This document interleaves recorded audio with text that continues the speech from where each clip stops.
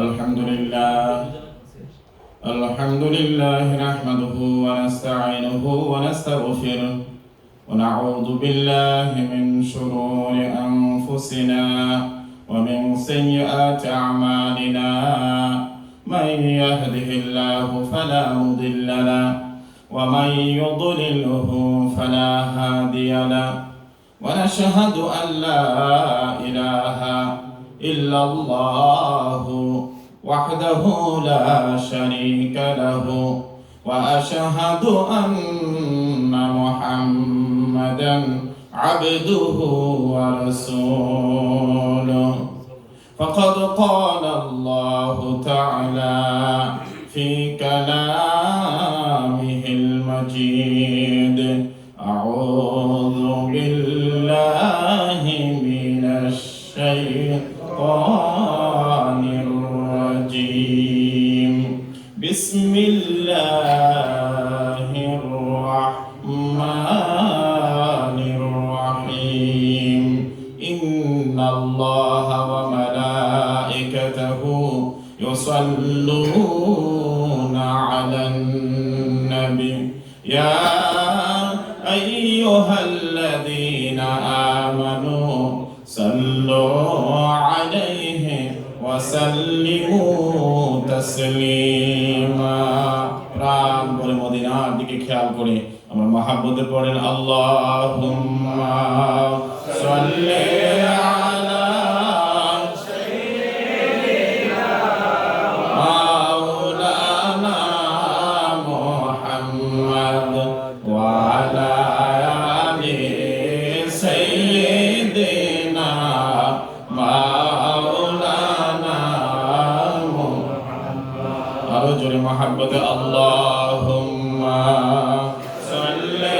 আলা সাইয়্যিদিনা মাওলানা মুহাম্মদ ওয়া আলা আলি সাইয়্যিদিনা মাওলানা মদিনাতে শুয়া নবী গো আমাদের সালাম শুনতে পাও মদিনাতে শুয়া নবীজি মুদের দুরুদ শুনতে পাও কেমনেতে যাব মদিনা সে পথ আমরাই বলে দাও আল্লাহুম্মা সাল্লি আলা সাইয়্যিদিনা মাওলানা মুহাম্মদ ওয়া আলা আলি সাইয়্যিদিনা মাওলানা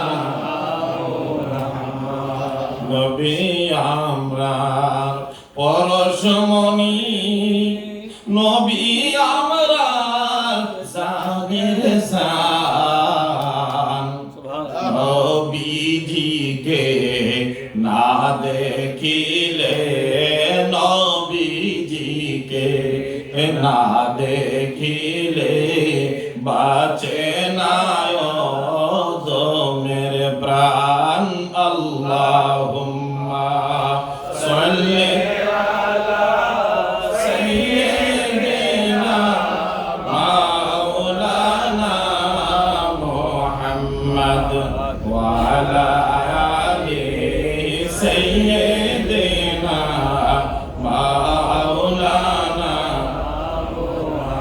আল্লাহ আল্লাহ আল্লাহু লা ইলাহা ইল্লাহু আল্লাহ আল্লাহ আল্লাহু লা ইলাহা ইল্লাহু কাউসারের মালিক গো আপনি নবীদের সরদার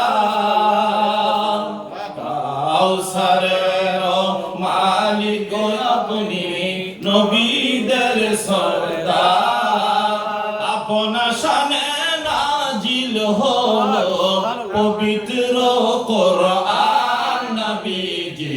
আল্লাহ আল্লাহ আল্লাহু লা ইলাহা ইল্লাহু আল্লাহ আল্লাহ আল্লাহু লা ইলাহা ইল্লাহু গুনাহগারের গুনাহ ঝরে নবী দুরুদে আপনার গুনাহগারের গুনাহ ঝরে নবী দুরুদে আপনার রোজ হাসরে তোরাইবেন উম্মত গুনাহগার নবীজি আল্লাহ আল্লাহ আল্লাহু লা ইলাহা ইল্লাহু আল্লাহ আল্লাহ আল্লাহু লা ইলাহা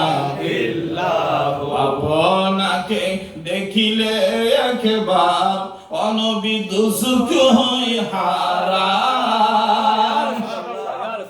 আপনাকে দেখিলে একবার অনবী দুসুখ হই হারাম স্বপ্নেতে দিয়েন দেখা স্বপ্নেতে দিয়েন দেখা উম্মতের কান্ডার নবীজি আল্লাহ আল্লাহ আল্লাহু লা ইলাহা ইল্লাহু আল্লাহ আল্লাহ আল্লাহু লা ইলাহা ইল্লাহু বালাগাল উলা বিকামালিহি কাশাফাত দুজা বিজামালিহি حسنت جميع خصاله صلوا عليه هو الحبيب الذي ترجى شفاعته من كل هول من الأهوال مقتحم بلغ العلا بكماله كشفت الدجى بجماله حسنت جميع خصاله صلوا عليه اللهم صل وسلم وبارك عليه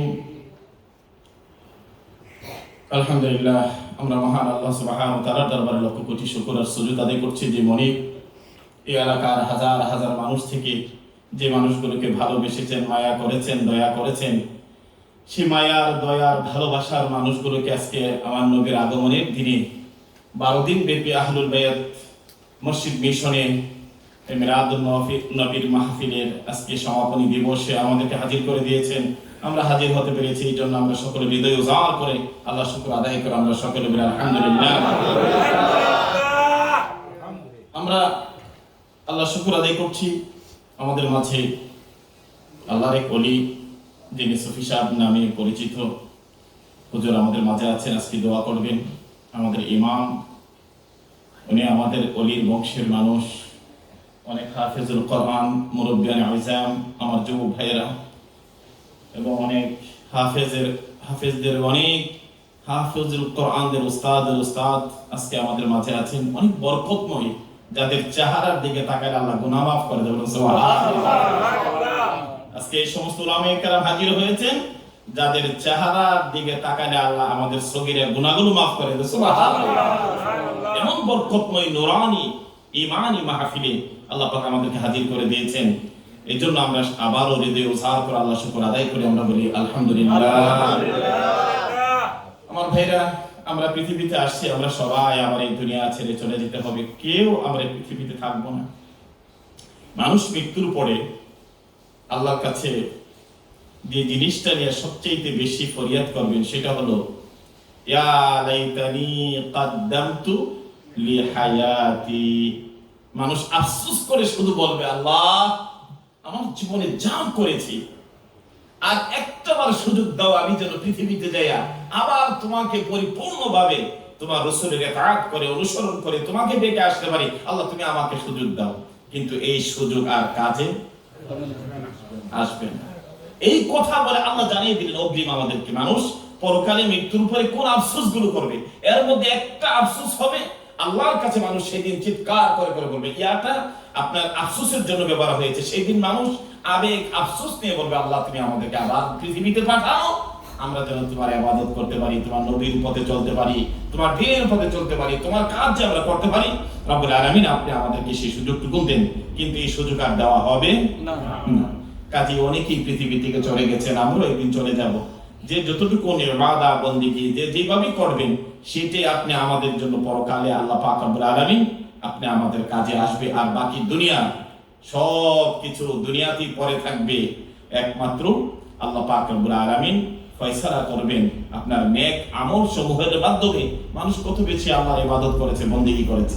তো যাই হোক, সেই আমলের মধ্যে একটা বড় আমল হলো আজকে যেই দিনে কিনা এসেছিলেন মায়ার নবী, ধরার বুকে নূরের নবী, নবী মুহাম্মাদুর সাল্লাল্লাহু আলাইহি ওয়াসাল্লাম। সেই নবীর আগমনের আজকে বরকতময় রজনী, সুবহানাল্লাহ। যে রাত্রে মা আমেনা বলেন, আমি দেখলাম আমার সন্তান যখন পৃথিবীতে আগমন করেছে, সারাটা পৃথিবী সিরাতুন নবুবিয়া ইবনে কাসির সেখানে লিখেছেন, হাদিসটা ইবারত সহকারে এসেছে যে রাসূল যেদিন আগমন করলেন, নবীর আগমনের সাথে সাথে সারাটা পৃথিবী, পূর্ব পশ্চিম উত্তর দক্ষিণ সারা পৃথিবী আলোকিত হয়ে গেছে, নবীর আলোয় আলোকিত হয়ে গেছে। এইজন্য আল্লাহ পাক রব্বুল আলামিন কুরআনুল কারীমে রাসূলকে নূর হিসেবে আখ্যায়িত করেছে, কাদ জাআকুম মিনাল্লাহি নূরু ওয়া কিতাবুম মুবিন। সুবহানাল্লাহ। এই নূর, এই নূর আল্লামা বগবী রাহমাতুল্লাহ আলাইহি তার তাফসীরের মধ্যে লিখেছেন, এই নূর হলো নবী মুহাম্মাদুর রাসূলুল্লাহ সাল্লাল্লাহু আলাইহি ওয়াসাল্লাম। কেউ বলেছেন, ইবনে কাসির বিভিন্ন কিতাবের মধ্যে এই নূরের তাফসীর করেছেন, কেউ বলেছেন ইসলাম, কিন্তু অধিকাংশ মাশহুর তাফসীরের মধ্যে আছে এই নূর হলো নবী মুহাম্মাদুর রাসূলুল্লাহ সাল্লাল্লাহু আলাইহি ওয়াসাল্লাম। সুবহানাল্লাহ। এই জন্য অনেক কবিরে আমার রাসূলকে নূর হিসাবে গ্রহণ করেছে। ওগো আল্লাহর নূর, নাও কো তুমি দূর, ওগো আল্লাহর নূর, নাও কো তুমি দূর, ওগো রাহমাতাল লিল আলামিন, কর রহমতে ভরপুর, ওগো রাহমাতাল লিল আলামিন, কর রহমতে ভরপুর, ওগো আল্লাহর নূর, নাও কো তুমি দূর, ওগো আল্লাহর নূর, নাও কো তুমি দূর, রাহমাতাল লিল আলামিন, কর রহমতে ভরপুর, ওগো আল্লাহর নূর। তুমি শাফিউল মুজনাবিন, গুনাহগারকে উদ্ধার করো, হয় যদি মুমিন। তুমি শাফিউল মুজনাবিন, গুনাহগারকে উদ্ধার করো, হয় যদি মুমিন। আন-নাবিয়ুল আউলা বিল মুমিনিন, আল্লাহ আজির ঈশুর, ওগো আল্লাহর নূর, নাও কো তুমি দূর, ওগো রাহমাতাল লিল আলামিন, কর রহমতে ভরপুর, ওগো আল্লাহর নূর, ওগো আল্লাহর নূর। সুবহানাল্লাহ। সেই নবীর আগমন হয়েছে, নূরের নবী, মায়ার নবী, নবী মুহাম্মাদুর রাসূলুল্লাহ সাল্লাল্লাহু আলাইহি ওয়াসাল্লাম। সেই নবীর সম্মান এই পৃথিবীর কোনো মানুষ লিখে শেষ করতে পারবে না। এজন্য আল্লামা জামি রাহমাতুল্লাহ আলাইহি তার কবিতার মধ্যে বলেছেন, মানুষ যদি আল্লাহ রাসূলের প্রশংসা লেখা শুরু করে, দুনিয়ার প্রশংসা লিখতে লিখতে কালি শেষ হয়ে যাবে, কলম শেষ হয়ে যাবে, আমার রাসূলের প্রশংসা লেখা শেষ হবে না। এই জন্য যে কোনো দিক নিয়ে যদি আপনি আলোচনা করেন, আল্লাহর নবীর আলোচনা শেষ হবে না। আল্লাহ পাক রব্বুল আলামিন এই জন্য আল্লাহ রাসূলকে প্রশংসিত হিসেবে দুনিয়ার মধ্যে প্রেরণ করেছে। সুবহানাল্লাহ। আমরা আমরা গতকাল আলোচনা করতে করতে আল্লাহ রাসূল সাল্লাল্লাহু আলাইহি সাল্লামের কিছু মুজিজার কথা বলছিলাম। কিতাবুল বুখারী শরীফের কিতাবুল মাগাজি থেকে, কিতাবুল জিহাদের অধ্যায় থেকে আল্লাহ রাসূল সাল্লাল্লাহু আলাইহি সাল্লামের থুতু মুবারকের মধ্যে আল্লাহ কি বরকত দিয়েছে, বলুন সুবহানাল্লাহ। অন্য জিনিসগুলো তো পড়েন, আল্লাহ পাক রব্বুল আলামিন আল্লাহর হাবিবের এই থুতু মুবারকের মধ্যে কি বরকত দিয়েছিলেন আল্লাহ বলেন এই কয়েকটা কথা। আপনারা যখন উমরাতে যান দেখবেন বীরের শিখা আজও মদিনাতে আছে, হুদাইবিয়ার কিনারাতে। এবার যত ধরনের আলেম ওলামারা যান সেখানে যায়া সেই জায়গা থেকে পানি নিয়ে আসে। বদরের প্রান্তরে যাওয়ার সময় সেই বীরের শিখা কি হয়েছে ঘটনা, আল্লাহু আকবার। সেখানে কূপ শুকাই গেল, সাহাবীরা পানির জন্য আরজু করলো, পানি নাই। আল্লাহ রাসূল সাল্লাল্লাহু আলাইহি সাল্লাম কূপের কিনারায় চলে গেলেন, একটু থুতু মুবারক দিলেন, জোরে বলুন সুবহানাল্লাহ। আল্লাহ নবী রাহমাতুল লিল আলামিন, আল্লাহ পাক রব্বুল আলামিন ওই নবীর থুতু মুবারকের মধ্যে এত বেশি বরকত দিয়ে দিলেন, শুকনা কূপের মধ্যে নবীর থুতু দেওয়ার সাথে সাথে আল্লাহ রাব্বুল আলামিন ওই শুকনা কূপের মধ্যে পানি জারি করে দেন। ১,৫০০ বছর অতীত হয়ে গেল, দুনিয়ার লক্ষ লক্ষ মানুষেরা দেয়া আল্লাহ নবীর থুতু মুবারক দেওয়ার ওই কূপের পানি বহন করে নিয়ে আসে, মানুষে খায়। এই কূপের পানি যদি কোনো মানুষ রোগের শিফা হিসাবে খায়, আল্লাহ রাব্বুল আলামিন নবীর থুতু মুবারকের উসিলা কঠিন কঠিন রোগ থেকে আল্লাহ রাব্বুল আলামিন ভালো করে দেয়। সুবহানাল্লাহ। এই জন্য এই কূপটার নাম হয়েছে বীরে শিফা। বিরুন অর্থ আরবিতে কূপ, আর শিফা অর্থ আল্লাহ রাসূলের থুতু মুবারক দেওয়ার কারণে এই কূপের নাম হয়েছে বীরে শিফা। আজও দুনিয়া এখানে ওয়াহাবি সুন্নি সালাফি কেউ থাকে না, তখন রাসূলের এই কূপের কাছে যাইয়া বরকতের জন্য, রোগের শিফার জন্য সবাই পানি খায়, আল্লাহর কাছে দোয়া করে। সুবহানাল্লাহ। আল্লাহ রাব্বুল আলামিন পৃথিবীর মানুষদেরকে জানাই দিলেন, আমি আমার বন্ধুকে নূর করে দুনিয়াতে পাঠাইলাম। নূরের নবীর মর্যাদা, নূরের নবীর সম্মান দুনিয়ার মানুষ বুঝে নাও। দুনিয়ার মানুষের কারো আল্লাহ রাব্বুল আলামিন এই ক্ষমতা দেন নাই। আল্লাহ রাব্বুল আলামিন আল্লাহর হাবিবের জবান, আল্লাহ নবীর থুতু মুবারকের মধ্যে আল্লাহ তো মর্যাদা দিয়েছে। তাহলে রাসূলের থুতু মুবারকের, যে নবীর থুতু মুবারকের এত মর্যাদা, সেই নবীর শান মানা শিখে না। সুবহানাল্লাহ। এই জন্য যখনই মানুষ রাসূলের সম্মান বুঝবে, তখনই রাসূলের প্রতি মানুষের ভালোবাসা, মানুষের আবেগ, রাসূলের অনুসরণটা তখন তত বেশি বেড়ে যাবে। এই জন্য কোরআনুল কারীমের আয়াত আমি পড়েছিলাম, ফাল্লাযীনা আমানু বিহি ওয়া আযযারুহু ওয়া নাসারুহু ওয়াত্তাবাউন নূরাল্লাযী উনজিলা মাআহু উলাইকা হুমুল মুফলিহুন। যারা ঈমান আনবে, আনার পরে রাসূলকে ইজ্জত করা শিখবে। তো ইজ্জত করতে হলে আগে রাসূলকে আপনি জানতে হবে। আল্লাহ রাব্বুল আলামিন আল্লাহর হাবিবের থুতু মুবারকের মধ্যে মর্যাদা দিলেন। হযরত জাবের রাদিয়াল্লাহু তাআলা আনহু, খন্দকের যুদ্ধ চলছে, ১,৫০০ সাহাবী আল্লাহর নবীর সেই ক্ষুধার যন্ত্রণা অনুভব করলেন। হযরত জাবের রাদিয়াল্লাহু তাআলা আনহু নবীর কাছে চলে গেলেন, যায়া বলেন, ইয়া রাসূলুল্লাহ, আজকে কয়েকদিন পর্যন্ত আপনি খাবার সময় পান না। নবী বললেন, জাবের রে, তোমার নবীর পেটের মধ্যে পাথর বেঁধে রেখেছি, কয়েকদিন পর্যন্ত খাবার নাই। এই কষ্ট দেখে জাবের রাদিয়াল্লাহু তাআলা আনহু আমার নবীকে দাওয়াত দিলেন আর বললেন, ইয়া রাসূলুল্লাহ, ইয়া হাবিবাল্লাহ, ও আল্লাহর নবী, আপনি যাইয়া আমার বাসার মধ্যে একটু দুপুর বেলায় আপনি আর আপনার সাথে কাউকে নিয়ে আপনি আমার বাসায় খাওয়া দাওয়া করবেন। আল্লাহ নবী জাবেরের সামনে ১,৫০০ সাহাবীকে, প্রায় ১৪০০ সাহাবীকে দাওয়াত দিলেন। বললেন, আমার সাহাবীরা রে, আমার জাবেরের বাসায় আমাদেরকে দাওয়াত দিয়েছে, বলুন সুবহানাল্লাহ।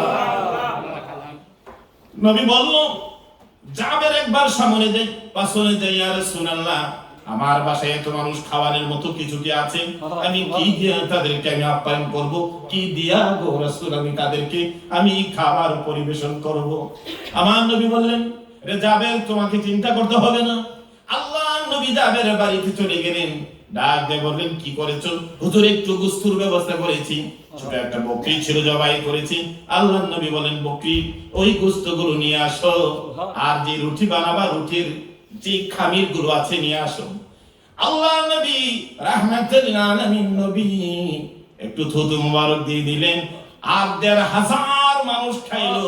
হযরতে জাবের বলেন আমার নবীর থুতু মুবারকের উসিলায় ১৫০০ মানুষ খাওয়ার পরও আমার গোশত একটু আরেক থেকে কমে না।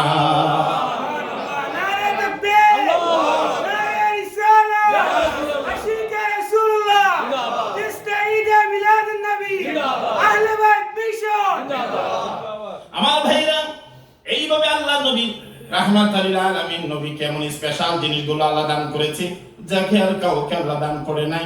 নবীর থুতু মুবারকের যদি এত মর্যাদা হয়, রাসূলের এই থুতু মুবারকের যদি এত শান হয়, ওই নবীর ইজ্জত কত বেশি আল্লাহ রাব্বুল আলামিনের দরবারে এই উম্মতের জন্য। এই গেল একটা। বুখারী শরীফের মধ্যে আছে আল্লাহ নবী সাল্লাল্লাহু আলাইহি সাল্লামের হাত মুবারকের কি মর্যাদা ছিল, নবীজির হাত মুবারকের মধ্যে আল্লাহ কি মর্যাদা দিয়েছেন। বুখারী শরীফে কিতাবুল মাগাজির অধ্যায় আছে, সাহাবীরা যুদ্ধের ময়দানে চলে গেলেন, যাওয়ার পরে গিয়ে বলেন ইয়া রাসূলুল্লাহ, ওগো আল্লাহর নবী, আমরা এই যুদ্ধের ময়দানে আসছি, আমাদের কাছে যত পানি ছিল সমস্ত পানিগুলো শেষ হয়ে গেছে। নবী, আমরা কোথায় থেকে পানির ব্যবস্থা করব? কে আমাদেরকে পানির ব্যবস্থা করে দিবে? নবী বললেন তোমাদের কাছে অবশিষ্ট কিছু পানি আছে কিনা? বলল হ্যাঁ, কিছু পানি আছে। নবী ফাআদখালা ইয়াদাহু ফিহি, অবশিষ্ট একটু পানির মধ্যে আল্লাহর নবীর হাত মোবারক এইভাবে ঢুকিয়ে দিলেন। হাদিসের ইবারত হলো ওয়াফাররাজা আসাবিআহু, নবীজির হাত মোবারক দেওয়ার সাথে সাথে এই অঙ্গুলি মোবারক থেকে ঝর্ণা থেকে যেভাবে পানি ছিটকে পড়ে, নবীজির অঙ্গুলি মোবারক থেকে ওইভাবে পানি বাহির হওয়া শুরু হয়েছে। চিন্তা করতে পেরেছেন? আব্দুল্লাহ ইবনে জাবের রাদিয়াল্লাহু তাআলা বলেন, আমি জিজ্ঞেস করলাম নবীজি যখন ওই পানি যখন এইভাবে বাইর হচ্ছিল তোমরা কত মানুষ খেয়েছিলা? বলল আমরা ১০০০ সাহাবী উযু করেছি, আমরা খেয়েছি, আমাদের প্রয়োজন পানিগুলো নিয়েছি। আল্লাহর নবী রাহমাতুল লিল আলামিন নবীর হাত থেকে পানি বাহির হওয়ার এই বরকতের পানি আমরা সবাই খেয়েছি। সুবহানাল্লাহ। কি বুঝলেন? নবী পাকের হাত মুবারকের, নবীজির থুতু মুবারকের মর্যাদা কে দিছে? আল্লাহ। এই সম্মান কে দিছে? আল্লাহ। এই নবী যখন দোয়া করে কবুল করে কে? আল্লাহ।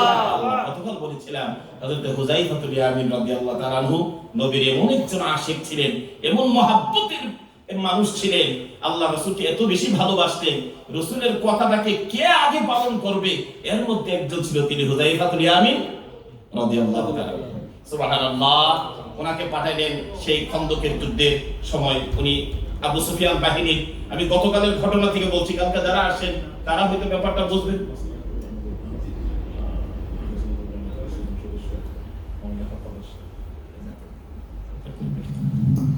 আমি অনুরোধ করছি আহলে সুন্নাত ওয়াল জামাতের প্রেসিডিয়াম সদস্য জনাব মোহাম্মদ তফাজ্জল সাহেব স্টেজে আসুন প্লিজ।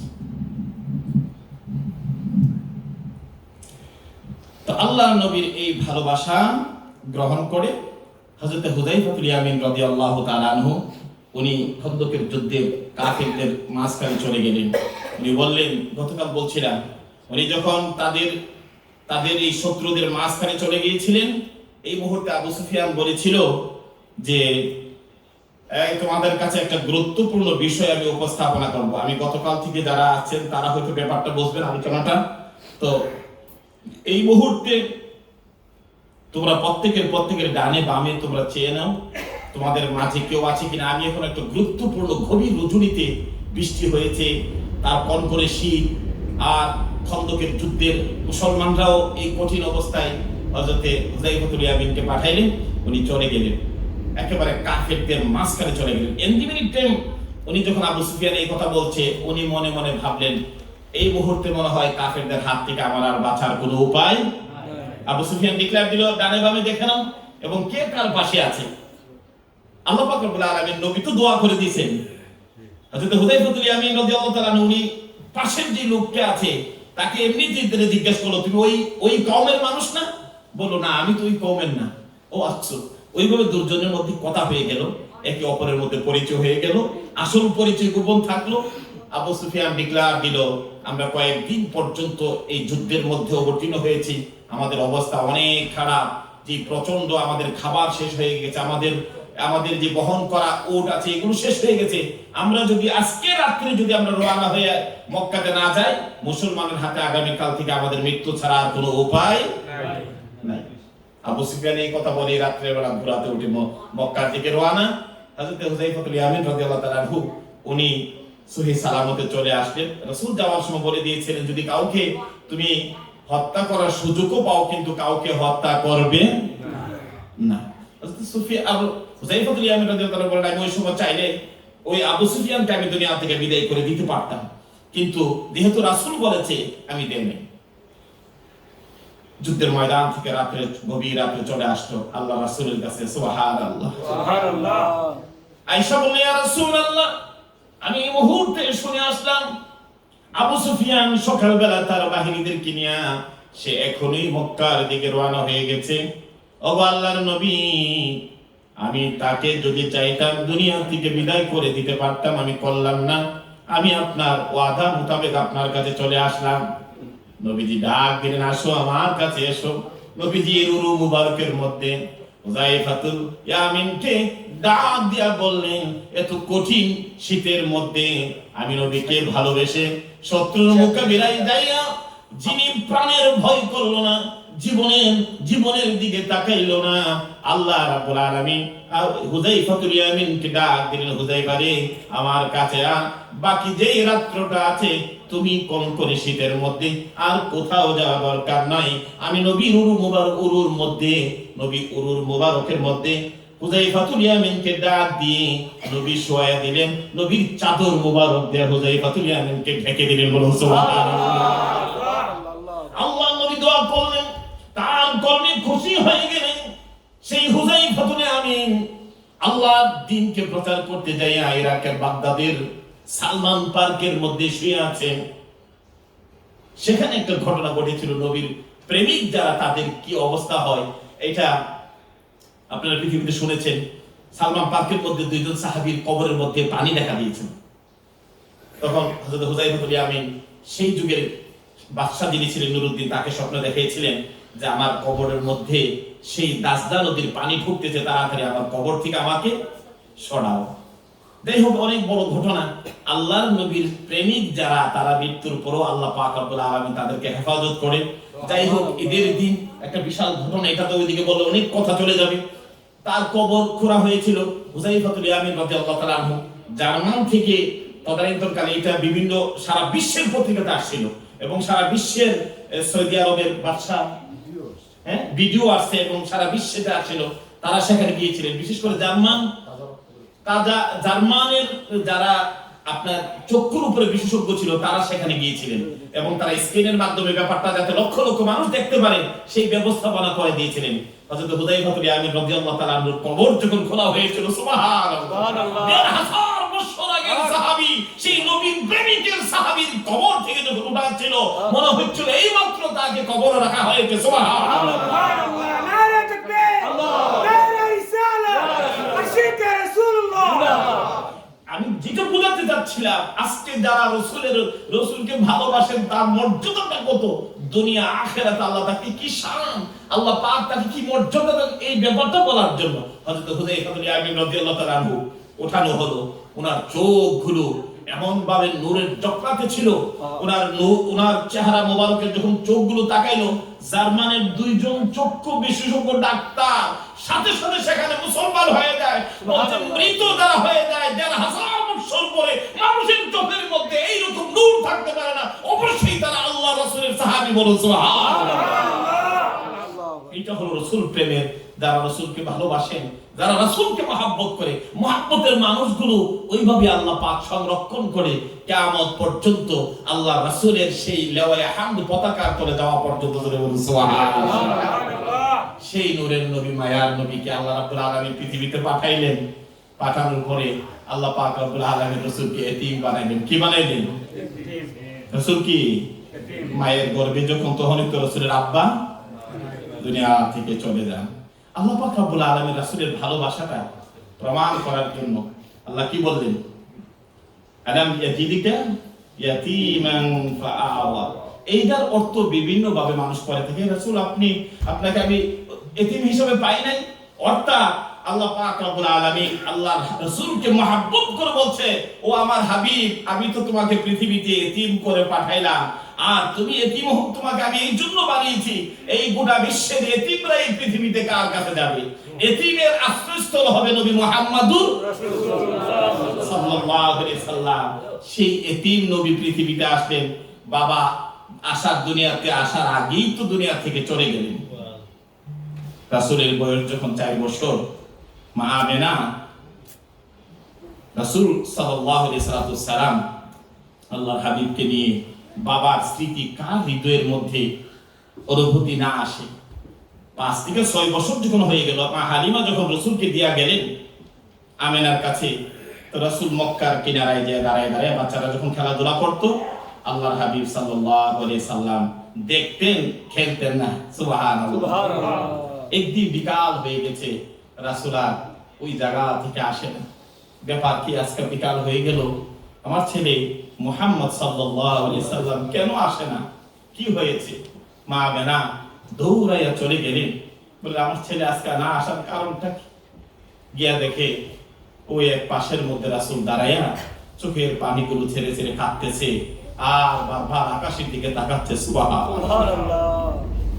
মা আমেনা বলল, বাবা কি হয়েছে? তোমাকে কেউ মেরেছে?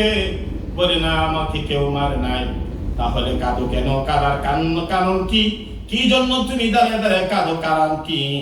বলল, মা বিকাল বেলা যখন হয়ে যায়, এখানে যখন ছেলেরা খেলাধুলা করতে আসে, খেলাধুলা পরে যখন সন্ধ্যা ঘুরে আসে, প্রত্যেক বাবারা এসে সন্তানগুলোরে কাঁধে করে কোলে করে নিয়ে যায়। কই, আমি তো প্রতিদিন বিকালে আসি, একদিনও তো আমার বাবা আসলো না, আমারে তো হাত ধরে নিল না, আমারে কাঁধে করে নিল না, আজকে আমার বাবার কথা মনে হয়ে গেছে। আল্লাহর নবী রাহমাতাল লিল আলামিন নবীর এই কথা শুনে মা আমেনা চোখের পানিগুলো ছেড়ে দিলেন আর কাঁদা শুরু করলেন। বাবারে, আজকে বুঝি পুরানা আগুন কলিজার মধ্যে জ্বালাইয়া দিলি।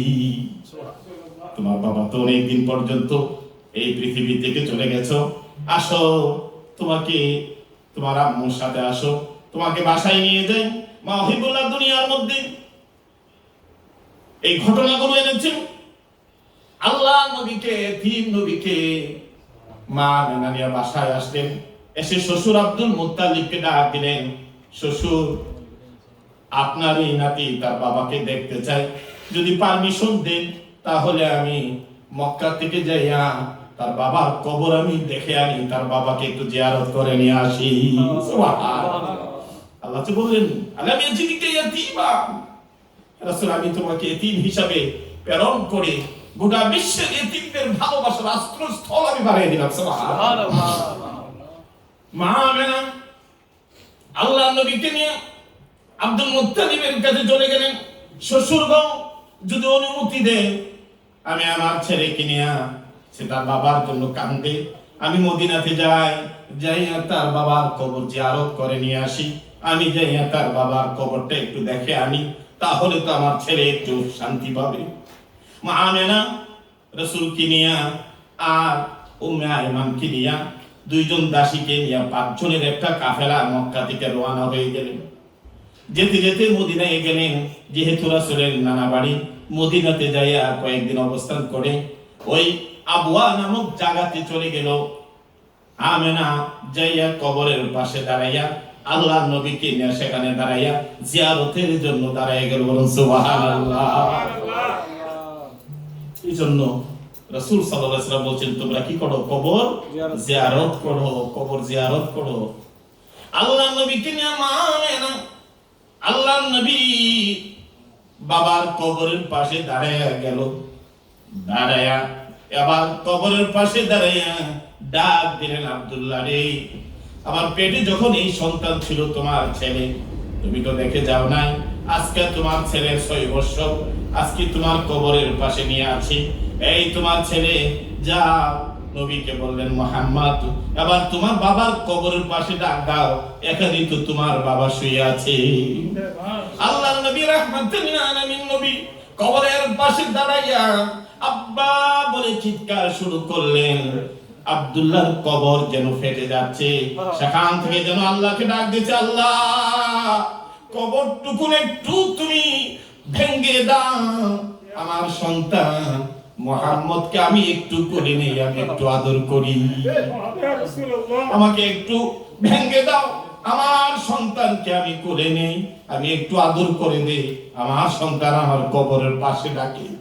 কান্নাকাটি করলেন, আমেনা কান্নাকাটি করে সন্তানকে নিয়ে মদিনাতে চলে গেলেন। যাইয়া কয়েকদিন থেকে আবার কাফেলা মদিনা থেকে মক্কার দিকে রওনা। আবুয়া নামক জায়গায় যখন আসছে, আল্লাহর কুদরত বোঝা যায় না, এমন সময় মা আমেনার জ্বর এসে যায়। আল্লাহ রাব্বুল আলামিন কি পরীক্ষা করলেন আমার রাসূলকে, এতিম বানায়া ভালোবাসার পরীক্ষাটা প্রমাণ করে দিলেন। রাহমাতুল লিল আলামিন নবীকে নিয়ে আবার মা আমেনা তার কাফেলা নিয়ে উম্মে আয়মানকে নিয়ে আবওয়া নামক জায়গাতে যাইয়া, সেখানে যাইয়া হাজির হলেন। মা আমেনার গায়ে জ্বর এসে যায়, মা আমেনার গায়ে জ্বর এসে যায়। তাবু গাললেন, দিন চলে গেল, সন্ধ্যা হয়ে গেল, জ্বর আরো বেড়ে গেল। মা আমেনা উম্মে আয়মান দাসীকে ডাক দিলেন, উম্মে আয়মান দাসী গো, আমার মুহাম্মদ, আমার সন্তানকে আমার পরিচয় একটু দে। আমি আসছিলাম তার মা বাবার কবর দেখানোর জন্য, আমার মন বলতেছে গো, আমার এই সন্তান বই তার মার কবর দেখে মক্কায় যাবে, আমার মুহাম্মদকে একটু কোলে দেয়, আমি আমার সন্তানকে আমি ভালো করে আদর করি, আমার মুহাম্মদকে আমি একটু ভালো করে দেখে নেই। আল্লাহ নবীকে জড়ায়া বুকের মধ্যে মা আমেনা ধরলেন, একবার কপালে চুমু খায়, একবার গালের মধ্যে চুমু খায়, আদর করেন, মহাব্বত করেন, ভালোবাসেন। বারবার মুহাম্মদ সাল্লাল্লাহু আলাইহি সাল্লামের চেহারার দিকে তাকায় আর বলতেছে, বাবা রে, তুমি যখন পেটে ছিলা তোমার বাবা এই জায়গার মধ্যে ইন্তেকাল করে, আজকে তোমার বাবাকে দেখানোর জন্য নিয়ে আসছিলাম, আমার শরীরের অবস্থা তো বেশি ভালো না, মনে হয় এখানেই তোমার মার কবর হবে। একদিন চলে গেল, 2 দিন চলে গেল, 3য় দিন আমেনার জ্বর আরো বেড়ে যায়, আরো অসুস্থ হয়ে গেলেন। রাত্রে বেলা ডাক দিলেন, গভীর ভাবে ডাক দিয়া বুকের মধ্যে আল্লাহ নবীকে জড়াইয়া ধরে কান্না শুরু করলেন, আকাশের দিকে তাকিয়ে, বাবু নিয়ে আসছিলাম আমার সন্তান তার বাবার কবর দেখানোর জন্য, মনে হয় তার বাবার কবরের পাশে আমার কবর হয়ে যাবে।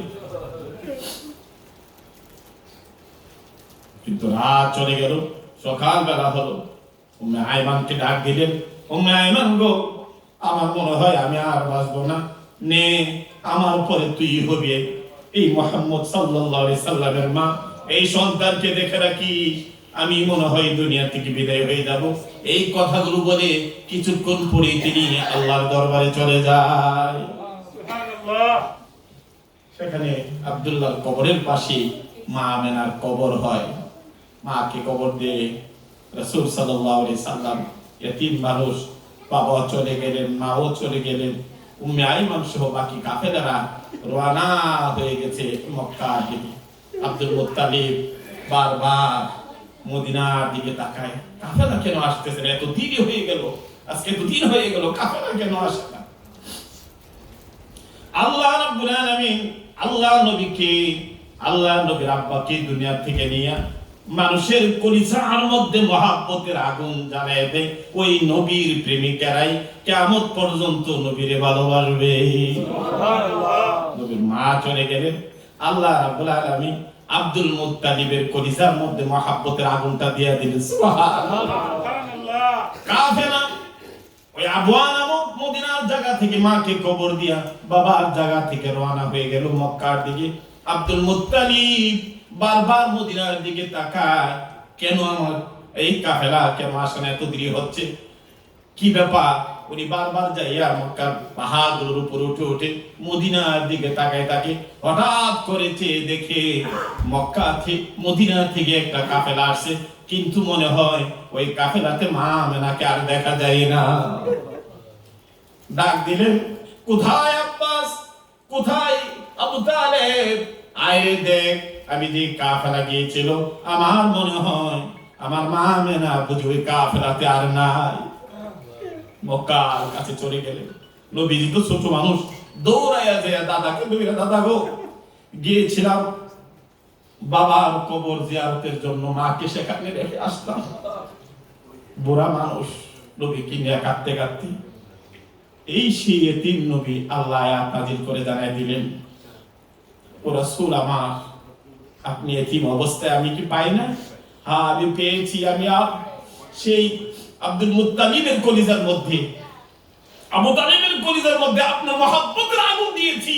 তারা যেন মা বাবার চেয়ে বেশি ভালোবাসে, বলুন সুবহানাল্লাহ। আর আমি এতিম বানিয়েছি এই জন্য গোটা বিশ্বের এতিমদের আশ্রয়স্থল হবে আপনি নবী মুহাম্মদুর রাসূলুল্লাহ। এই জন্য আমার নবী বলেছেন, আমি এতিম ছিলাম। এই এতিম মানুষ যদি দুনিয়াতে কোনো এতিম সন্তানকে যদি পাও, ফাআম্মাল ইয়াতীমা ফালা তাকহার, আমি নবী এতিম ছিলাম, এতিমদেরকে তোমরা ধমক দিও না, এতিমদেরকে তোমরা ধাক্কা দিও না, এতিমদের মনে কষ্ট দিও না। রাসূল বলেন, যখন তোমরা কোনো এতিম দেখবা, এতিমের মাথার উপর হাতটা রাখো, এই হাতের নিচে যত চুল থাকবে তত পরিমাণ সওয়াব তোমার আমলনামায় দিবে।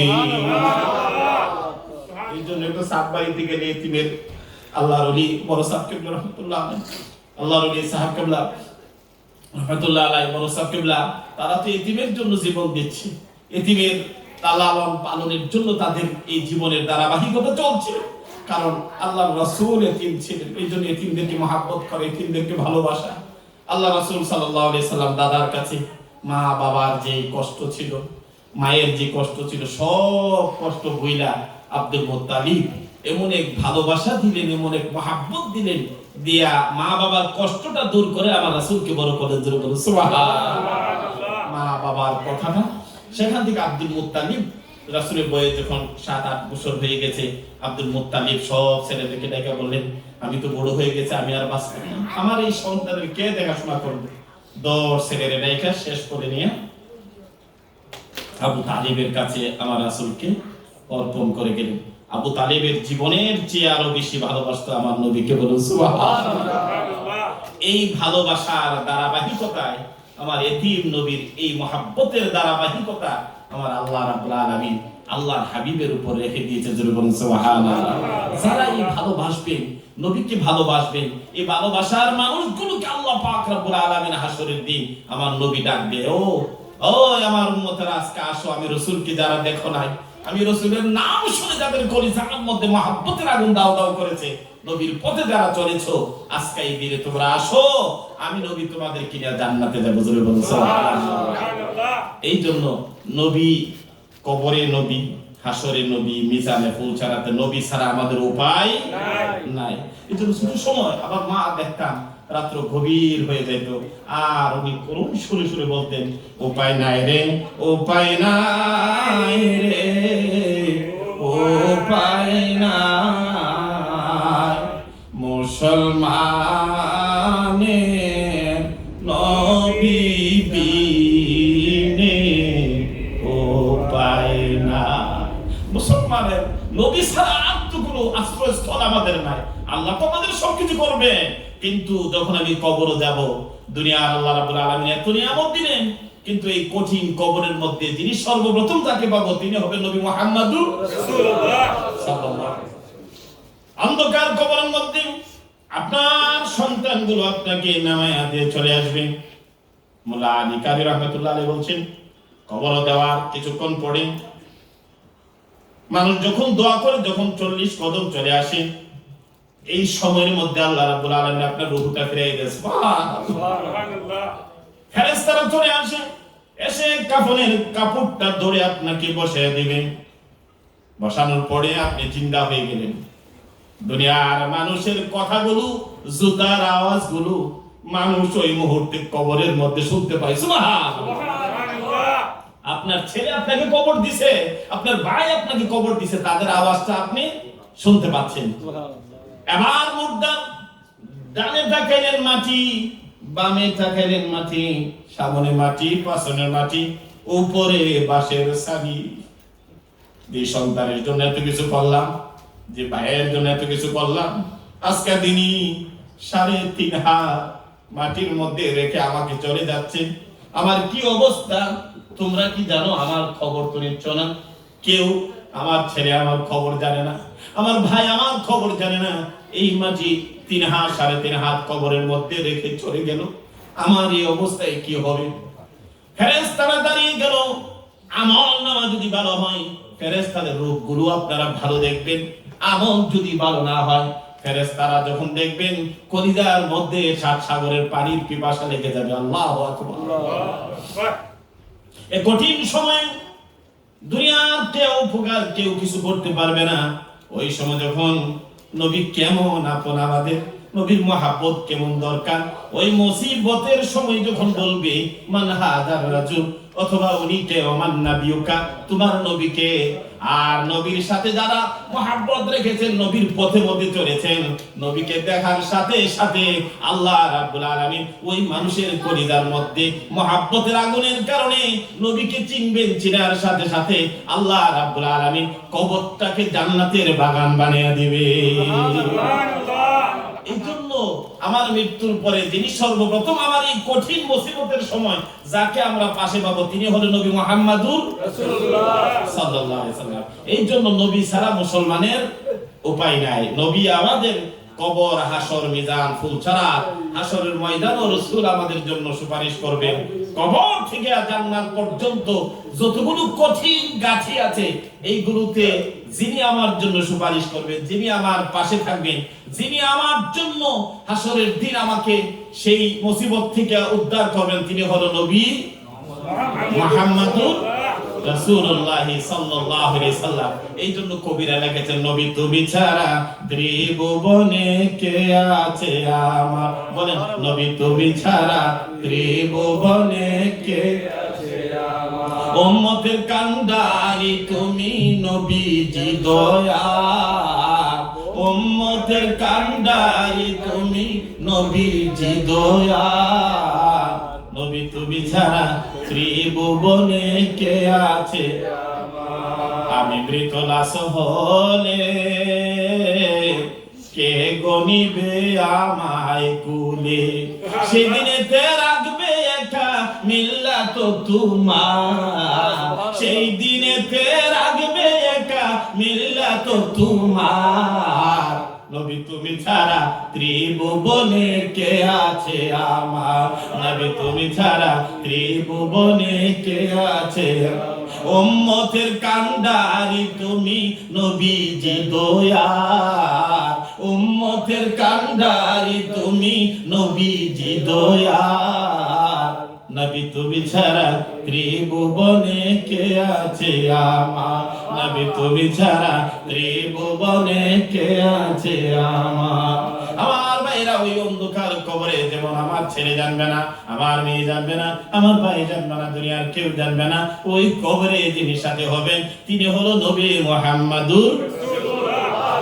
ওমান নাবিয়ুকা যখন বলবে, আর নবী যখন বলবে হ্যাঁ আমার উম্মত, সারা জিন্দেগি নবীর দুশমনি করেছো, মিলাদুন নবীর দুশমনি করেছো, নবীর সাথে প্রেমের আগুন জ্বালাইতে পারো না, নবীর পথের মধ্যে চলতে পারো না, ওই দিন নবীর মিল্লাতের উপর রাখবে আর নবীকে তোমাকে নিয়ে আল্লাহর জান্নাতি বানাবে, এমনটা কেন? হ্যাঁ আমার ভাইরা, এই জন্য দুনিয়া সব দুশমনি চলবে, আল্লাহ নবীর সাথে উম্মতের কোনো দুশমনি হতে পারে না। এই জন্য আল্লাহ রাব্বুল আলামিন কোরআনুল কারীমে বলেন, ইন্নাল্লাযীনা ইউযুনাল্লাহা ওয়া রাসূলাহু, যারা নিশ্চয়ই যারা আল্লাহ এবং তার রাসূলকে কষ্ট দেয়। আমি আর কষ্ট কি? যারা মিলাদুন নবীর, নবীর নাম শুনলে, নবীর মান শুনলে, নবীর ইজ্জতের কথা শুনলে যারা সইতে পারে না, দুনিয়ার সব জায়েজ আছে, মিলাদুন নবীর মাহফিল করলে এটা কোনো বেদাত না জায়েজ। নাউজুবিল্লাহ বলেন। আজকে শফি সাহেব বাংলাদেশের কত বড় তারা মাহফিল করলো, শুকরানা মাহফিল। জি, কি মাহফিল করলো? শুকরানা মাহফিল। এটা কিসের শুকরানা? যে শুকরানা হলো তাদেরকে কওমি সার্টিফিকেট দিছে, তারা যদি দাওরা পাস করে এই সার্টিফিকেট দিবে। এইজন্য কওমি জননী উপাধি দেওয়া হলো, সার্টিফিকেট দেওয়া হলো, তারা শুকরানা মাহফিল করলো। একটা কাগজের জন্য যদি শুকরানা মাহফিল করতে পারে মৌলবীরা, আর আমার নবী পৃথিবীতে আসলো, এক চাইতে বড় শুকরানা আর কি হতে পারে?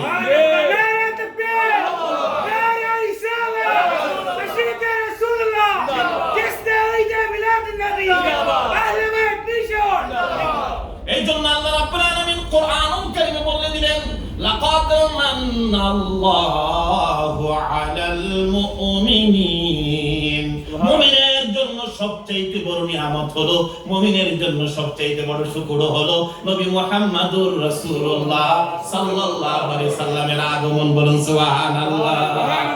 নবীর আগমন যদি না হতো, আল্লাহ জান্নাত বানাইতেন না, জাহান্নাম বানাইতেন না, দুনিয়া সাজাইতেন না। এই জন্যই তো হাদিস শরীফে বলা হয়েছে, লাউলাকা লামা খালাকুল আফরাদ। এই হাদিসটাকে মোল্লা আলী কারি রাহমাতুল্লাহ আলাইহি মাওসুআতুল কাবীরের মধ্যে সহিহ বলেছে। বলুন সুবহানাল্লাহ। নবী যদি না হতো, আল্লাহ দুনিয়া বানাইতেন না, আসমান জমিন কিছুই বানাইতেন না। অনেকে বলে এই হাদিস নাকি মাওদু, নাউযুবিল্লাহ। মোল্লা আলী কারি রাহমাতুল্লাহ আলাইহি মেরকাত যিনি লিখেছেন, উনি বলেছেন এই হাদিসটা সহিহ। সুবহানাল্লাহ।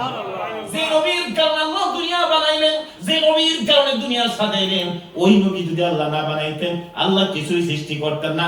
ওই নবী আগমন করেছে, আল্লাহ জানাই দিলেন, বান্দা আমি যত নিয়ামত দিলাম এই পৃথিবীতে, সব চাইতে বড় নিয়ামত হলো এই পৃথিবীতে নবীর আগমন। বলুন সুবহানাল্লাহ। সেই নিয়ামতের নবী, মায়ার নবী, নূরের নবী, রাহমাতাল লিল আলামিন নবীর আগমনটা উম্মতের জন্য সবচাইতে বড় নিয়ামত। যেহেতু নিয়ামতের নবীর শুকরিয়া যখন আদায় করবা, আল্লাহ রাব্বুল আলামিন তোমার দুনিয়ার জিন্দেগীর নিয়ামত বাড়ায় দিবে। বলুন সুবহানাল্লাহ। লা ইন শাকারতুম লা আযীদান্নাকুম। যদি তোমরা শুকরিয়া আদায় করো, আল্লাহর নিয়ামতের শুকরিয়া যদি আদায় করো, আল্লাহ নিয়ামত বাড়ায় দিবে। নবীর আগমনের শুকরিয়া যদি আদায় করো, হায়াতের মধ্যে বরকত দেয়া দিবে, বিপদ দূর করে দিবে, এই দুনিয়ার মুসিবত দূর করে দিবে, দুনিয়ার কাজগুলো আল্লাহ সহজ করে দিবে। বলুন সুবহানাল্লাহ। এই জন্য আমার ভাইরা, নবীর মতো চাইতে বড় নিয়ামত আর পৃথিবীতে। নবীর নিয়ামতের শুকরিয়া যদি তুমি আদায় করো, তাহলে আল্লাহ রাব্বুল আলামিন খুশি হয়। কে খুশি হয়? আল্লাহ। যিনি পাঠাইলেন তিনি খুশি হয়। সেই রাসূল আমাদের মাঝে আসলেন, আর তিনি হলেন আমাদের কবর থেকে আল্লাহর জান্নাতে যাওয়ার আগ পর্যন্ত যিনি আমাকে সাহায্য করবেন, আমার জন্য শাফাআত করবেন, যিনি আমাকে আল্লাহর জান্নাত পর্যন্ত নিয়ে যাবেন, তিনি হলো নবী মুহাম্মদুর রাসূলুল্লাহ। ব্যাপারটা চিন্তা করুন, আজকে যদি আমি ইন্তেকাল করি, কালকা এক সপ্তাহ পরে তো আমাকে কবরস্থ করবে, করার পরে আমাকে কবর দিয়ে আমার ছেলে মেয়ে সবাই চলে আসবে। এরপরে আমার ছেলেও জানবে না, মেয়েও জানবে না, ভাই জানবে না, দুনিয়ার কেউ জানবে না আমার অবস্থাটা। জানবে? এই কঠিন সময়, ধরেন আমি জার্মান থেকে আমেরিকাতে আসলাম, আসার পরে কেউ আমার আপন নাই। হঠাৎ করে ঘুরতে ঘুরতে দেখলাম যে আমার গ্রামের আমার এলাকার আমার এক ছেলে, তাকে রাস্তায় পাইলাম। পাওয়ার পরে খুশি না বেজার? খুশি। রাস্তা চিনি না, ঘাট চিনি না, কিছুই চিনি না, কিছুই বুঝি না। হঠাৎ করে যখন আমার এলাকার কোন ছেলেকে পাবো, তখন আমার খুশি লাগবে না? আল্লাহু আকবার। দুনিয়ার কোন মুমিন যখন মৃত্যুবরণ করবে, করার পরে যখন ওই মুমিনের হৃদয়ের ভালোবাসা লালিত পালন করে, যখন কবরে আল্লাহ নবীকে পাবে, মুমিনের কেমন লাগবে? এই জন্যই তো আল্লাহ রাব্বুল আলামিন ওই কবরের মধ্যে আমার রাসূলকে দিয়ে আল্লাহ শুরু করেছেন। সুবহানাল্লাহ। কবর কি পহেলি রাত, আমার মৃত্যুর প্রথম রজনীটা। দেখেন দুনিয়ার কত বড় বাড়ির মধ্যে আমার বসবাস। আমি একটু অসুস্থ হলে আমার ভাই চলে আসে, আর America, German, first class country গুলো, আপনি 3টা নাম্বারে ফোন করবেন, 3 মিনিটের মধ্যে অথবা 5 মিনিটের মধ্যে সেই কাঙ্কেন বাগেন বলে আমাদের জার্মান ভাষা, হসপিটালের যে গাড়িগুলো, এগুলো চলে আসে 5 মিনিট। আমার ওয়াইফ অসুস্থ হয়েছে, আমি ফোন করলাম, 3টা গাড়ি একে টাইমে আসছে। এই হলো পৃথিবীর অবস্থা। দুনিয়াতে কোনো বিপদ হলে গাড়ি চলে আসে, ডাক্তার চলে আসে, ভাই চলে আসে, বন্ধু চলে আসে, একদিন সব পাইলে। কিন্তু আমাকে এমন এক কবরে রেখে আসবে, যেই কবরের মধ্যে ভাই জানবে না, আমার ছেলে জানবে না, আমার মেয়ে জানবে না, আমার কেউ জানবে না। এই খবরের জানবে নবী মুহাম্মদুর রাসূলুল্লাহ। সেই দিন রাসূল যাকে গ্রহণ করবেন, যারে চিনবেন বলবেন। যখনই বলবেন মানে হাজার রাজুল, কে সেই? তুমি যদি বলো নাবিয়ুনা মুহাম্মাদুর রাসূলুল্লাহ সাল্লাল্লাহু আলাইহি ওয়াসাল্লাম, আমার নবী যখন বলবে আমার উম্মত, আমি দুনিয়া থেকে আসার পরে আমার উম্মতরা আমাকে ভুলে নাই, আল্লাহর দ্বীনের পথ থেকে তারা সরে যায় না। আমার রাসূল যখন আমাদেরকে গ্রহণ করবেন, আমার রাসূল যখন আমাদেরকে চিনে নেবেন, আল্লাহ রাব্বুল আলামিন ফেরেশতাদেরকে বলবেন, রে ফেরেশতারা, আমার বন্ধু যখন উম্মতকে চিনে ফেলেছে, এই উম্মতের কবরের মধ্যে আর কোনো কষ্ট দিস না, আর কোনো দুঃখ দিস না। ফাফরশু বিল জান্নাহ, কবরের মধ্যে জান্নাতি বিছানা বিছায়া দে। ওয়ালিবাসুহুল জান্নাহ, কবর, ওই কবরের মধ্যে তাকে জান্নাতি পোশাক পরিধান করে দাও। ইফতাহুল বাবিলাল জান্নাহ, কবরটা জান্নাতের দিকে দরজা করে দাও। রাসূল ছাড়া আমাদের আর কোনো উপায় আছে? আগেকার মুরব্বী মানুষগুলো পড়া নাই, শোনা নাই, কিন্তু কত বুঝতো তারা। উপায় নাই, উপায় নাই রে, উপায় নাই, মুসলমানের নবী ছাড়া উপায় নাই, মুসলমান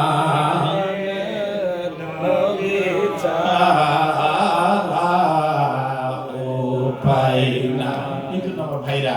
আল্লাহ রাসূলের মহব্বত, আল্লাহ এতিম বানায় রাসূলের মহব্বত মানুষের কলিজার মধ্যে দিলেন।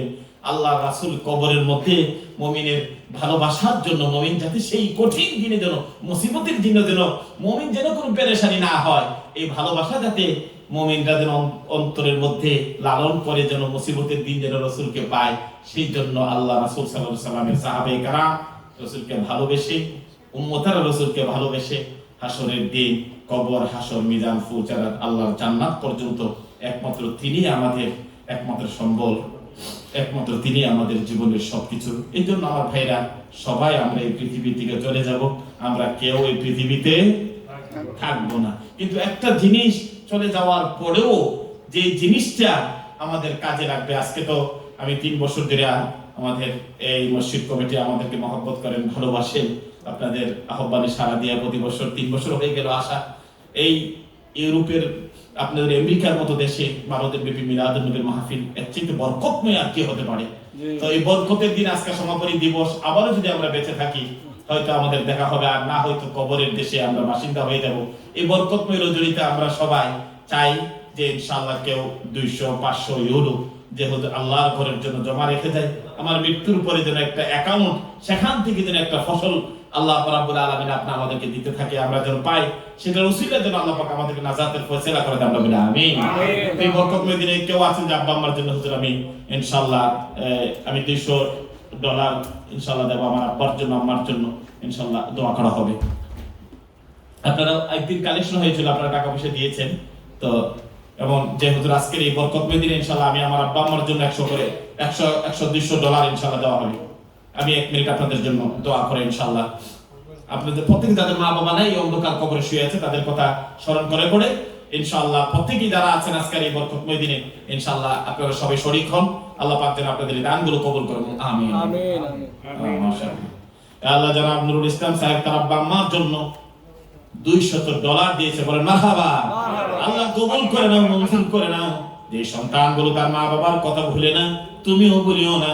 আজকের এই দানকে উসিলা করে, নবীর আগমনকে উসিলা করে ওনার আব্বা আম্মার কবরকে তুমি জান্নাতের বাগান বানিয়ে দাও, বলেন আমিন।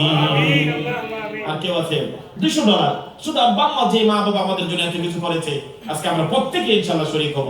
যার মা নাই, যার বাবা নাই, ইনশাআল্লাহ নগদ দিতে হবে না, খালি বলেন, আমরা ইনশাআল্লাহ পরে দিয়ে দিবেন। এই নামটা লিখতে তাজিমউদ্দিন, মাশাআল্লাহ, মা বাবার কথা স্মরণ করে $200 আল্লাহ তুমি কবুল করে মঞ্জুর করে নাও। আল্লাহ যে সন্তানগুলো মা বাবার কথা বলে না, এই দানকেও সিরা করেন, আব্বা আমার কবরগুলো জান্নাতের বাগান বানিয়ে দাও, কাজিম সাহেবের মা বাবার কবর বেহেশতের বাগান বানিয়ে দাও, আমিন আমিন। জি, আমাদের খাদিম কমিটির সদস্য ওই কাজী সাহেব, আচ্ছা, এটা মুক্তিযোদ্ধা ইকবাল সাহেব, ঠিক আছে, ওই মুফতি আব্দুর রহমান নিজাম সাহেব, জি, বললেন না $500 আচ্ছা নামটা বলে ফেলেন। ইকবাল জনাব ইকবাল সাহেব, হাজী মোহাম্মদ হাজী মোহাম্মদ ইকবাল সাহেব মুক্তিযোদ্ধা মুক্তিযোদ্ধা, উনি $500 আগে কমিটমেন্ট করেছিলেন না? পরশুদিন পরশুদিন ওই যে নিজামী সাহেব আসছিলেন, অনেকেই আলহামদুলিল্লাহ আপনারা সেদিন দান করেছেন। তো আজকে বরকতের জন্য আমি বলছি, আমি আসলে কালেকশন এইভাবে করতে পারি না, অনেকের দ্বারা হয় না। তো আল্লাহ যেন তার এই দানকে $500 যেন কবুল করে, আমরা বলি আমিন। ওনার আব্বা আমার কবরকে যেন আল্লাহ মুনাব্বার করে দেবেন, আমিন। আমাদের মসজিদের honourable vice president Syed Ashraf সাহেব উনি $1000 কমিটমেন্ট করেছিলেন, ওইটা দিচ্ছেন।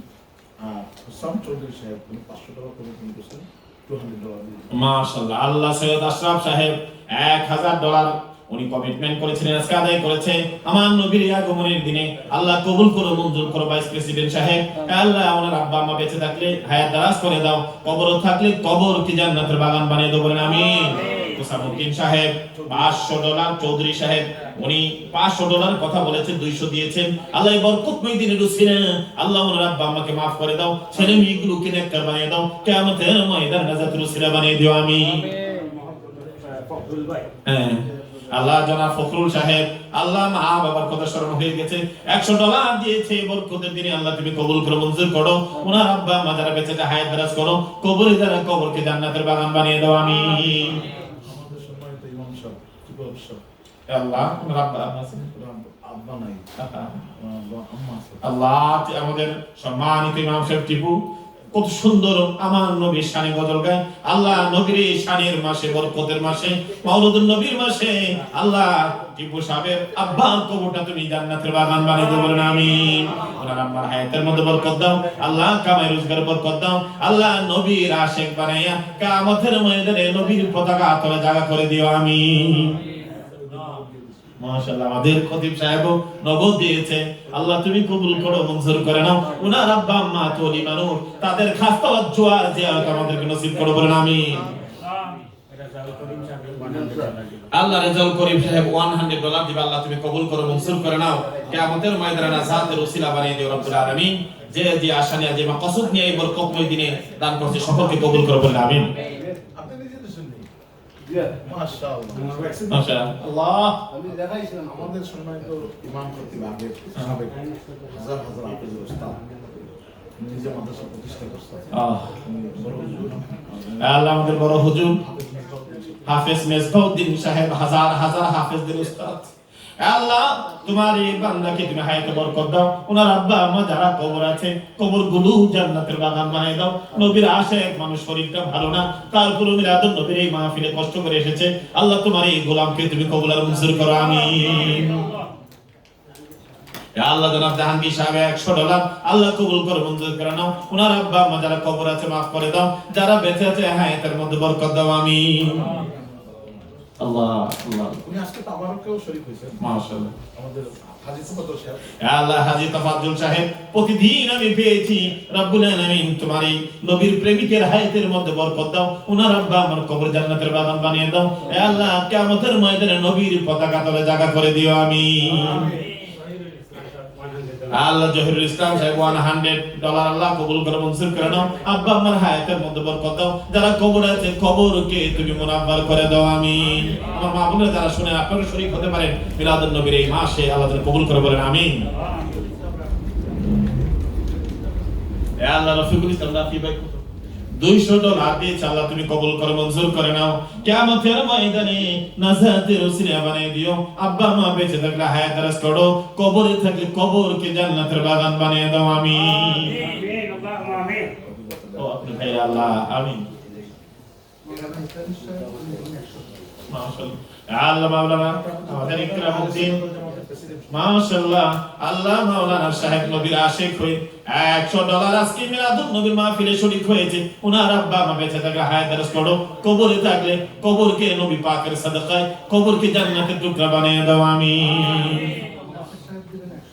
আল্লাহ নাসির সাহেব $100 আল্লাহ কবুল করো, মঞ্জুর করো।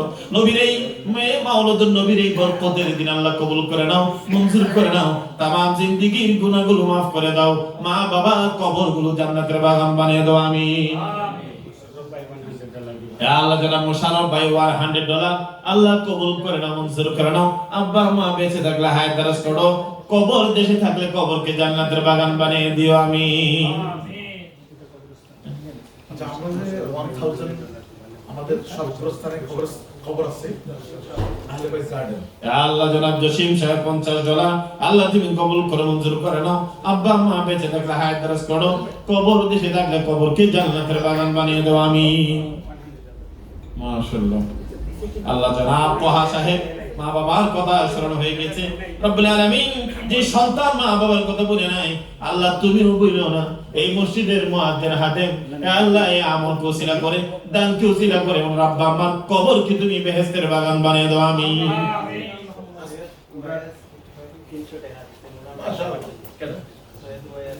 সৈয়দ ওয়াইস সাহেব আমাদের মসজিদের অনারেবল ট্রাস্টি বোর্ডের চেয়ারম্যান, আল্লাহ তুমি কবুল করে মঞ্জুর করে নাও। ঢাকা নওয়াব ফ্যামিলি আপনার খাজা সৈয়দ ওমর হাসান সাহেব, আল্লাহ জনাব ওমর সাহেব জাদা, আল্লাহ অনেক বড় নাম।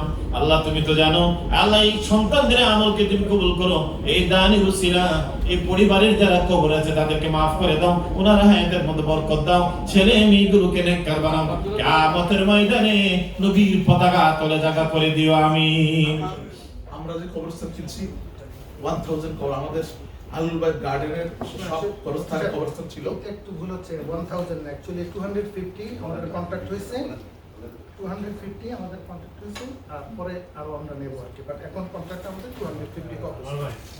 1000 আমাদের টার্গেট। 50% করে দিতে স্যার, লং মেসেজ না, এটা তো বলা হয়েছে, জুমাতেও বলা হয়েছে যে আমরা জি 1350 করে আমরা এখন দিচ্ছি আনটিল 30th সেপ্টেম্বর। আমাদের ডিসকাউন্ট প্রাইস 250। আমাদের অনারেবল সেক্রেটারি ওনার ওয়াইফ 2টা কবর কিনে আপনার এই মসজিদে দান করেন না, কিছু দান করছে। আচ্ছা এটা মসজিদে হবে, এটা কবরে যাবে না, এটা কবরে এই টাকাটা দিবে কে?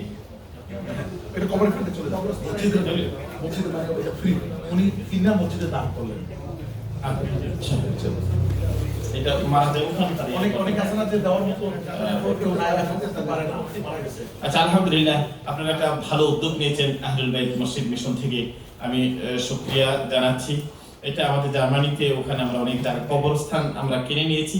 ওখানে কিছুদিনের মধ্যে এত বেশি মানুষ দুনিয়া থেকে বিদায় নেয় যে কবরগুলো, মুসলিম কবরগুলো শেষ হয়ে যায়।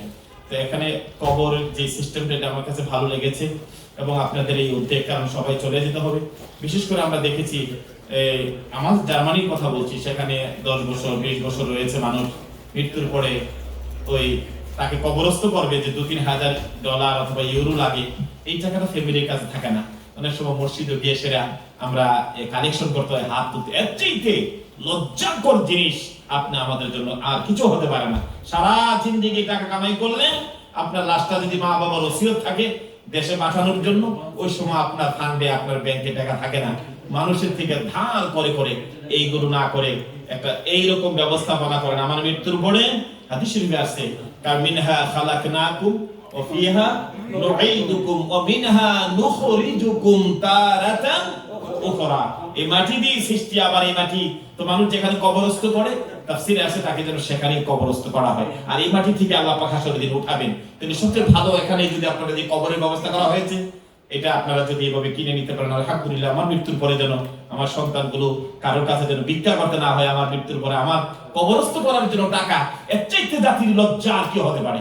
এই জন্য নিজের টাকাটুকু যদি দেশে পাঠান, অ্যাকাউন্ট করে করে জমাবেন, এবং মৃত্যুর বলা তো যায় না, এই ব্যাপারটা নিজের ছেলে মেয়ের সাথে বলবেন, এটা আমার মৃত্যুর টাকা, আমার পরে যেন এই টাকাটা হয়। যাই হোক, এগুলো আপনারা ওইভাবে করে নেবেন। আমাদের সেক্রেটারি সৈকত আনোয়ার সাহেবের ওয়াইফ, উনি 2টা কবরস্থানের জায়গা কিনেছেন, কিনে আজকে কত দিলেন? 2700 খুব ডিসকাউন্ট প্রাইস, উনি ফুল প্রাইস দিয়েছেন আল্লাহ পাক। অর্থাৎ আপনারা মসজিদ অর্গানাইজেশন করে এটা পরে আপনারা তাদেরকে যে যারা ও তাদের জন্য আল্লাহ পাক যেন এই বারাকা ফাজিলত যেন ওনাকে দান করে, ওনার আব্বা আম্মার কবর যেন মুনাব্বার করে দেয়, বেঁচে থাকলে হায়াতের মধ্যে বরকত দেয়, আমার মার এই আমলকে যেন কবুল করে, কিয়ামতের ময়দানে নাসাতের উসিলা বানায় দেয়, আমরা বলি আমিন। আল্লাহ গিয়াস আহমেদ এক ভাই $50 দিয়ে আল্লাহ কবুল করে মঞ্জুর করে নাও, হাসুরের দিন নাজাতের উসিলা বানিয়ে দিও আমিন। ও মাশাআল্লাহ ওমর ফারুক ভাই নবীরা আসে, এ আল্লাহ নবীর মিলাদুন নবী মাহফিলে $50 কবুল করে মঞ্জুর করে নাও। এ আল্লাহ ওনার আব্বা আমার হায়াতের মধ্যে বরকত দাও, যারা কবর দেশে আছে কবর কি জান্নাতের বাগান বানিয়ে দাও আমিন। এ আল্লাহ মাহবুব সাহেব $50 কবুল করে নাও, মঞ্জুর করে নাও, মা বাবাকে মাফ করে দাও আমিন। নিয়মিত মুসল্লি বাবু ভাই, তার ভগ্নিপতি আমাদের ফাউন্ডার মেম্বার ছিলেন ফারুক সাহেব, তো ওনার আব্বা আমাদের নিউজ ছিলেন আব্দুল মান্নান সাহেব, তার জন্য বাবু ভাই $200। আল্লাহ বাবু সাহেব $200, বাবা নাই, মসজিদের নিয়মিত মুসল্লি ছিলেন, যে সন্তানগুলো তার মা বাবার কথা ভুলে না, আল্লাহ আজকের এই বিশেষ দিনে আমার নবীর আগমনের দিনে দান করে দোয়া চাইলো, ওনার আব্বার কবর তুমি জান্নাতের বাগান বানিয়ে দাও, ওনার আম্মা থাকলে হায়াতে বরকত দাও, ছেলে মেয়েগুলো নেককার বানিয়ে দাও। এ আল্লাহ যারা এই পর্যন্ত দান করেছে প্রত্যেকের মা বাবাকে তুমি মাফ করে দাও আমিন। ইয়া আল্লাহ আমার এক মুরব্বি ভাই $20 দিয়েছে, আল্লাহ কবুল করে মঞ্জুর করো, ওনার আব্বা আম্মা যারা কবরে মাফ করে দাও, আল্লাহ ওনার হায়াতের মধ্যে তোফাজ্জুল সাহেব হায়াতে বরকত দাও আমিন। আলহামদুলিল্লাহ আজকে বরকতের জন্য আসলে উদ্দেশ্য না, আমি কালেকশন মানুষের অনেক সময় সুন্দর, আমি তা পারি না, সবাইকে সবকিছু হয় না, তারপর আপনারা সম্মান করেছেন, আল্লাহ যেন আপনাদের এই দান অর্থ কবুল করেন। আজকে একটা বিশেষ দিন, আমাদের সুফি সাহেব হুজুর আছেন, আরো আমাদের অনেক কাজ আছে। আজকের এই বরকতান যে আলোচনাগুলো করেছি, এই আলোচনার মাধ্যমে যে নবী প্রেমের ভালোবাসা আমাদের কলিজার মধ্যে যে আল্লাহ পয়দা করে দেয়, আসলে দিন যেন নবীর পতাকা তোলা আমাদেরকে জায়গা করতে আমরা বলি আমিন। আমি মাশাআল্লাহ আব্দুল মালিক সাহেব চাইছি 200, দিল 500, বলে মারহাবা। আল্লাহ তুমি কবুল করো, মঞ্জুর করে নাও, ওনার হায়াতের মধ্যে বরকত দাও, কিয়ামতের ময়দানে জাতের ওসিলা বানিয়ে দিও, ওনার আব্বা আমাকে মাফ করে দাও আমিন। নজরুল ইসলাম ভাই উনি $100 দিয়েছেন, আল্লাহ ওনার আব্বা আম্মা যারা কবর আছে মাফ করে দাও, যারা বেঁচে আছে হায়াত দারাজ করো। আপনাদের এই আহলুল বাইত মসজিদের এই প্রোগ্রাম যেন আল্লাহ সবসময় জারি রাখে আমরা বলি আমিন। যারা আজকে পর্যন্ত এসে মাহফিলকে সুন্দর করেছেন, আলেম ওলামার চেহারা দিকে চেয়েছেন, আপনারা আলোচনা শুনেছেন, আল্লাহ যেন সবকিছু কবুল করে আমরা বলি আমিন। আমরা আপনাদের সবার জন্য দোয়া করি, আল্লাহ যেন সবার হায়াতে বরকত দান করে, আমরা যেন বেঁচে থাকি, আবার যেন আল্লাহ আমাদেরকে এই মিলন মেলায় যেন পরিণত করে মিলাদুন নবীর মাহফিলকে আমরা বলি আমিন। আমরা দেখেছি এই বছর একটা প্রবলেম ফেস করেছি, সবাইকে বিশেষ করে নুরুল ইসলাম সাহেবের সাথে যেহেতু আমাদের যোগাযোগ, ওনার প্রতি আবদার রেখে যাব, এত বড় 12 দিন ব্যাপী মাহফিলের যেমন অনেক বড় একটা আপনার এই অ্যাডভার্টাইজমেন্ট হয়েছে, তেমন একটা বড় একটা পোস্টার আমরা আগামী বছর যেন পাই যাবো আমিন। এই বছর পোস্টারটা পাইলাম না, এই জন্য একটু আমাদের কষ্ট হয়েছে। আগামী বছর যেন শুধু এই মোবাইলের মাধ্যমে আপনারা বিভিন্ন মসজিদের মধ্যে পোস্টারিং করবেন, মানুষের পড়বে, এটা একটা দাওয়া, এগুলো যেন হয়। আর সব কিছু সুন্দর হয়েছে, এই পোস্টার ছাড়াও সুন্দর হয়েছে, এটা ভালোবাসার খাতিরে, কারণ আমরা যখন প্রোগ্রামগুলো করে আমরা না বলবো তার কেউ বলবে না, আমাদের সতর্কতার জন্য ভালোবাসার জন্য আমরা এই কথাগুলো বলে যাওয়া। হ্যাঁ অনলাইন, এই জন্য বলছি অনলাইনে না, আমরা যেন হ্যান্ডলাইনেও আমরা পেয়ে যাই অনেক সময়।